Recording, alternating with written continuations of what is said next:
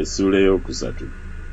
Kyetwava tusiima okulekebwa ennyuma ffekka mu Asene bwe tutaayinza kugumiikiriza nate ne tutuma Timoseewo muganda waffe era omuweereza wa Katonda mu njiri ya Kristo okubanyweza n'okubasanyusa olw'okukkiriza kwammwe.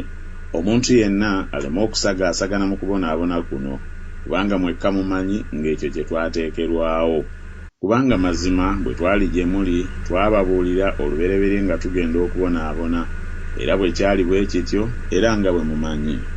Nange kyennava ntuma bwe saayinza kugumiikiriza nate, ndyoke mmanyi okukkiriza kwammwe, obanga mpozzi omukemi oyo yabakema okufuba kwaffe ne kuba okw'obwereere. Naye Timoseewo kaakano bwe yajja gye tuli ng'ava gye muli n'atuleetera ebigambo ebirungi eby'okukkiriza n'okwagala kwammwe, era nga mutujjukira bulungi ennaku zonna, nga mutulumirwa okutulaba, era nga ffe bwe tubalumirwa mmwe.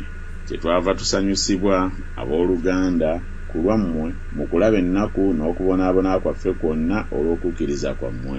Kubanga kaakano tuli balamu mmwe bwe muyimirira mu Mukama waffe.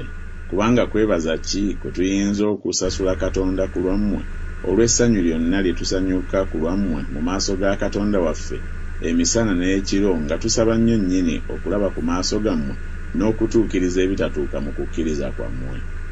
Naye Katonda yennyini era Kitaffe ne Mukama waffe Yesu agolole ekkubo lyaffe okujja gye muli, nammwe Mukama waffe abongerengako abasukkirizenga okwagalananga mwekka na mwekka n'eri bonna, era nga naffe eri mmwe, alyoke anywezenga emitima gyammwe nga tegiriiko kunenyezebwa mu butukuvu mu maaso ga Katonda waffe era Kitaffe mu kujja kwa Mukama waffe Yesu wamu n'abatukuvu be bonna.